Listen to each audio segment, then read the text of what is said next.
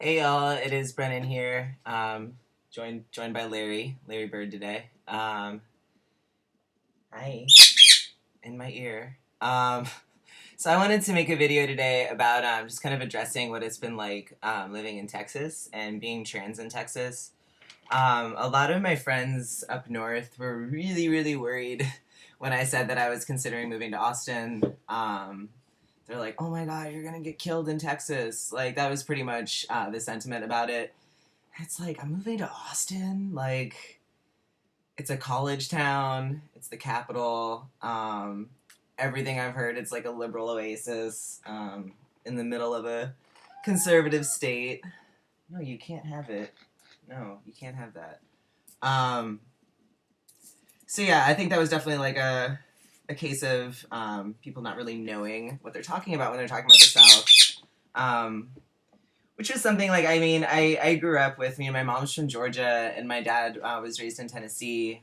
Um, so I was raised by fairly, especially with my mom, by fairly Southern parents in New England, which is always really hard for me. I there's a lot of assumptions Northerners have about the South, which are very painful when you have parents who are from there. Like growing up, I would have kids would hear my mom's accent and ask me if my family owned slaves. They'd ask me if my mom was in the KKK. I remember one Halloween, one of my mom's friends made like there were kids in like ghost costumes, like really bad ghost costumes, just like bed sheets, and they were like, "Oh, are those some of your relatives?" Like to my mom, and she's like, "Excuse me, like." Excuse me, like it's just yeah. People have a lot of assumptions about the South up north, and it's really frustrating because, especially in New England, a lot of people from New England do not leave New England.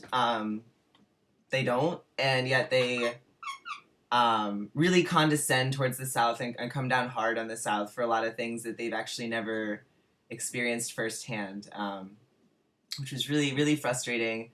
Um, I've actually spent, since graduating college in 2010, I've spent more time, well, not even, well, because I was living in Maryland before I graduated from college. So, like, since I started college, I've actually spent more time down south than up north. Maryland isn't really, down south, Maryland isn't the South, but up north, Maryland is the South. It is south of the Mason-Dixon, so technically it is the South. But yeah, that's definitely kind of a funny state to live in. But yeah, I've actually spent more time down there, and I've enjoyed the time spent down there. So my decision to move to Texas, there was a lot of it was I wanted to return down south. I wanted to leave the Northeast. I wanted to leave the sort of the cultural attitudes that always made me really uncomfortable living in New England and living in the Northeast. Just the crassness, the aggressive way of interacting with each other. That's something that's never really made sense to me. A big, huge difference in like Southern and Northern attitudes is like up north, it's polite to say something to someone's face. Like if you have something to say it to my face. Like da da da da. Like that's the way you interact with somebody. It's very direct, very like upfront and in someone's face. Down south, if you have something to say about somebody, you wait till they leave the room and you discuss it with somebody else, and that's considered polite. And like that makes no sense to people up north, but that's like how I was raised, so that makes way more sense to me. And it's just like it's nice to be around other people who kind of wouldn't come at somebody aggressive and think that that's okay. That's not how people are down south, which is just so nice to not be around anymore. I was like, yeah, in a lot of senses, it's great to have like a direct and upfront attitude, but like a lot of the kind of like I really after coming out in the Northeast, I had a lot of people saying stuff to me that like they had no business saying to somebody, and like down here that hasn't happened to me. When I first came out at work up there, it was hell. Like, and I worked like right around the corner from Stonewall, and that's why it was so infuriating to me that like you're treating me this way when like literally this is our neighborhood, and like X amount of years ago, like trans women of color were throwing bricks at policemen over at that bar, like and that's why there's Pride Parade. It's just like so infuriating. And yeah, like when I came out there, I immediately had trouble asserting my pronouns. People were refusing to like, no, that's not. I don't really think that you're a guy, so I'm gonna just use like she pronouns for you. which like I mean that's like imposing their will on somebody else, which I think is a very like culturally northern thing to do. I think people are more aggressive with their opinions up there. Um, and yeah, like your opinion, like you can't. I don't know. It's like opinions are opinions, but not when it infringes on someone's life and sense of comfort and security. I had somebody at my work ask me if I could still get raped on testosterone, and when I brought it up with the manager, it went from that into devolving an attack on my personal appearance and grooming at work. So like it's ridiculous. And I had a coworker ask me if I, in front of one of my tables at work, if I sleep with men or women when she had waited on my boyfriend multiple times. And I said to her, "You've waited on my boyfriend. Like, that's all you need to know about me. Like, what?" And just like that sort of, feeling like it's your place to act those, like to ask those kinds of questions is this sort of sense of entitlement that I've always, not enjoyed being around up north, at all, like at all. And, the sense of like you know what you're talking about and like not stepping back and realizing that you might not. That's something I don't come across as much down south. People here are more, they're listeners more. Like I mean, yeah, people are chatty and everything, but like someone's gonna listen to what you have to say. They're not going to just wait for you to be done talking so they can then just like tell you their opinion. For the most part. Um, I don't know, just up north I had to deal with, and maybe this is like because it's like academic or whatever, especially in like, New England, but I had to deal with a lot of people, when I would disclose, oh, especially like when I would disclose up north, it's like if somebody like, misgendered me and like didn't know, I'd be like, oh, actually, like, I'm trans, like, and I didn't look male at the time, so that was like always I had to assert it more. And that would immediately become a conversation about gender and about them like telling me how gender is just a concept and like so's age and like just I mean conversations that I wasn't comfortable with that would all of a sudden erupt. And like down here it's like, oh, like okay, like cool, like got it, cool, like, and they move on. Like it's no continuing the line of invasive questioning or continuing along like some sort of like hypothetical about like identity and like meta human stuff that I'm not really comfortable having with somebody who has like a cis identity. Like I'm just not. I don't know. Like other rants. So yeah, definitely like being trans in Austin has been very very different and much better than it was in New York City, which is something a lot of people are surprised to hear. I left New York for a lot of reasons.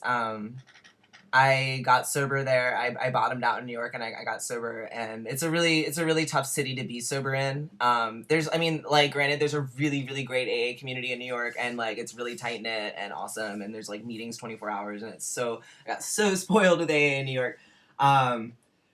But it's a lot of partying, and it's like really hard to like work 60 hours a week, and just like the cost of living. Like I was working in food service and like working so much and like still like only living paycheck to paycheck, and I couldn't do it. And like I had enough money to move out, and a lot of people can't. And since I moved, subway hikes have gone up, and I couldn't have afforded to live there anymore. I couldn't have afforded to live in Brooklyn anymore. I would have had to move up to the Bronx. And like I also have a lot of opinions about gentrification and like what that means, me having to move up into like the Bronx, pushing people further up into the Bronx, Gun Hill Road, like up into like almost Yonkers. Like I mean, I didn't want to be a part of what's happening in New York anymore, and so I decided to move. And I think the police was also another like I was tired of every day I would see cops harassing children, black children, and I couldn't be around that anymore. And things really erupted after I left. I left before the whole Eric Garner thing and everything, and I'm really glad I wasn't in New York anymore, and I'm really glad I left. Like I'm really happy. And New York's a garbage city. Like I'll say it a million times. It's a place where nobody cares about anybody or anybody else. It's a place where nobody cares about their own city. They just litter all over the place. It's awful. Everybody there's a fucking cockroach. It's ugh. I could like go on for days about how much I hate New York and how like nobody should live there. I mean, if you're like a type A person who has like a 5-year plan and like loves to party, move to New York. You'll love it. But like Yeah, I'm like, I'm interested in like having conversations with the people around me, and yeah, that's not New York. So, and then like New York just isn't a safe place for queer people anymore. Changing demographics because of gentrification is really pushing queer people out of the neighborhoods they've been in into neighborhoods where there's less understanding, or it's pushing people who aren't really queer friendly into queer neighborhoods, like with Bushwick. For a while was, originally it was the Latino community. A lot of queer people moved in there and were able to like kind of live alongside each other. And then now it's becoming East Williamsburg. And after I left, like 2 months after I left New York, two trans people were attacked in Bed-Stuy, and one of them was right down the street from where I used to live. And yeah, like that, and and people up north just continue to point fingers at the South for how they, legislatively treat LGBT people, but turn a blind eye to the violence in their own cities and own like liberal communities, and it's really, I don't want to be around that. Like I'm just no. So yeah, I'm really, and also like they're closing queer bars and like closing gay bars, so safe spaces for queer people who party and do art stuff are starting to evaporate in New York. It's changing. Like New York City is no longer a queer artistic city. It's not. It's a playground for rich people, rich white people. That's what it is. And yeah. So long story short, that's why I moved. And here in Austin, it's very different. There are a lot of queer people in Austin. I think because it is a liberal oasis in Texas, it's for a long time been a mecca for queer and especially for trans people. I think I've gotten the vibe here that a lot of trans people are stealth, but there is like a pretty large transgender community in Austin, and a very vibrant one, which is really cool. There's a really vibrant queer community here, and it's really fun. And there's a lot of like queer comedy and like music, and that's really cool to be on. And it's a lot easier accessible than it was in New York. You kind of had to like find it in New York, whereas here it's like, mainstream bars have like queer nights, and that's really cool. And like I will go to like obviously I don't drink anymore, but like I still will go to bars for like music and comedy or whatever, just to hang out. And like I got so much shit from bouncers in New York City, like looking at my ID, looking at the F, looking at me, shining lights in my face, like, taking twice as long to card me as they did for any of my friends. Never happens here, ever. Look at the ID. Hey, have a nice night. Like, people get it here. Like, they just get it. They've seen queer people. They're not like, they don't think of them as aliens. Like, people here are very radical and very progressive. And I don't think that's Texas. I really do think that's just Austin. It's had a very long history of being really weird and really like out of the box a lot. It's been like a hippie mecca. It's been like, InfoWars is here. It's always been a little weird. Like, so I definitely moved to the right city as far as like moving to like, the Southwest goes. Um, Something like really big about people in Austin is just like the openness. People here are very open. That's like the one word I would use to describe Austinites. They're emotionally open, like emotionally expressive, and they're also like big listeners, and they're very gentle people. Like people here are just, they're gentle and chatty and like easygoing, and everybody's really happy here. Like it's really bizarre to live in a place like after living in like Boston and New York City and stuff where people hate where they live. It's really interesting to live in a place where nobody complains. Like everybody loves where they live. Like I mean, why wouldn't you? There's parks. There's like like hiking. There's like great cafes with great food. It's cheap. Like it's a really awesome city. I love it. Move to Austin, or don't move here. Too many people are moving here. Don't move. Anyway, the big thing I talked about, like the humility. People here don't really assume that they know things. Which is really nice because that's kind of like I used to be one of those people who was like super close minded and like I know everything and like F you, like and I've really come down from that. So it's nice to be in a place where like I can be really like open minded and everybody else is like that. And just at work, like my experience at work is crazy. Like, I came in there as like, I got hired under my the name I use currently. I introduced myself as the name I use currently, and some people knew, some people didn't. Like, I mean, it's gradual. Like, I think most people at my work know I'm trans, but it's never a thing. Like, after working at so many places where people would like constantly like harass me or ask me like weird questions about like my gender or what I looked like, or even like before I was out, like, why do you have short hair? Or, like, why don't you grow your hair out? Just like all these like really weird like no one asks that shit here. Like nobody like cares. Like everybody kind of like lets people do their thing, and like it's been this amazing experience of being at a workplace with all these really like, I mean, we click. Like I work at a place where it seems like whoever hired is really good at hiring people who all kind of click. We're all sort of nerdy and like, you know, I don't know. It's awesome. And I work in a movie theater, so they pretty much like made sure that everyone they hired is like a huge movie nerd, so that just like helps in general. But yeah, like everybody's really just like, I like totally lost where I was going because I'm super caffeinated right now. But yeah, like people don't assume that they know, and they kind of like got to know me, and then like as they get to know me, then like maybe questions come up, or they like wait for me to like, you know, mention something and have a conversation. It's like I'm able to like organically form a relationship with these people, and like I'm taken every day at work at face value, and like for my work ethic and for my positivity, and like not, people don't even like, it's not that they don't see it, like, but it's not what they see at first. It's not like eclipsing everything else about me, which is like where every trans person wants to be pretty much. Like where it's like, yes, like obviously you know this about me and you understand that it's like a big part of my life, but it's not the only thing you see, and it's not the only thing you're interacting with, and it's not the only thing you ask me questions about or talk to me about. And that's just amazing. And like it's fostered the kind of environment where like people are comfortable making jokes with me, which like, and like nice jokes. Like I mean, obviously not like, haha, can you get raped on testosterone? Like no one like here would ever, like when I tell that story, people are like, what? Like they can't even like wrap their head around it. Which is like obviously like I'm in the right place.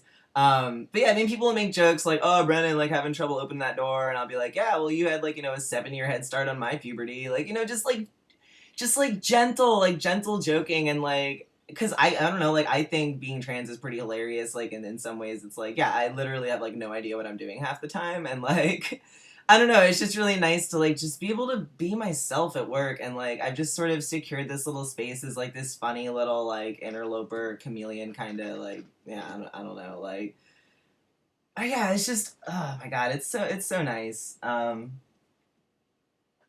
Yeah, I guess people in Austin just like know how to treat another human being. I don't like, I don't know what it is. I don't know if it's, if people are just more in tune with each other. I don't know. I'm trying to figure it out since I moved here. I don't know if it's the weather. I don't know if it's the pace. I don't know if it's the fact that it's a small town and it's been a small town for a long time. I really like, I honestly do not know what it is, but people here are just like genuinely interested in getting to know the people around them, and like talking to each other, and like being open, and it's really wonderful. So I encourage people to not make snap judgments about geographical regions, and like how just because of what like the legislation says, how people are treated can be very different.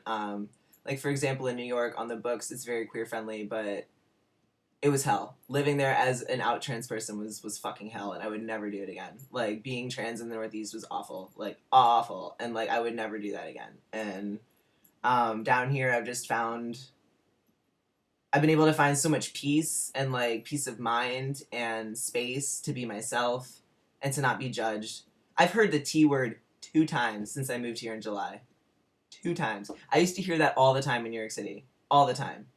Like, it's amazing. It's like amazing. Um, so yeah, don't make snap judgments about geographical regions based on their legislation, because the people there might actually not even support it. And you know, for those of you in the Northeast, like, treat your queer people better. Like, just stop looking to have like a conversation about like transness or like gender shit like anytime you talk to a queer person. Like, it's really obnoxious, and that's what I ran into constantly up there. People trying to engage with me using gender as like a way to engage me, and it's like, dude, there's so much more about me. Um, I'd rather talk about birds, like, to be honest. So, yeah, I don't know. That's enough for now. I gotta get ready for work. It's set. But yeah. And also, just, like, if you're trans, like, don't rule out the South as a place to live. Yeah, honestly, like, it's hell as far as, like, you know, getting my name change and paperwork done. But there's ways to do it. There's loopholes. There's people that'll help you out everywhere. Um, and yeah, don't rule out places like Nashville, places like Austin, places like, Asheville, Even like Savannah, Baltimore. Well, I don't know. Baltimore's a little dangerous, but don't rule out these places just because like they lay south of the Mason-Dixon, like, or just because they're Bible Belt. Because like any college town, like even if it's freaking in West Virginia, Morgantown is gonna be like there's gonna be some cool people there, like straight up. So yeah, be more open-minded about the geography of this country and the people that live there, and have a wonderful Monday.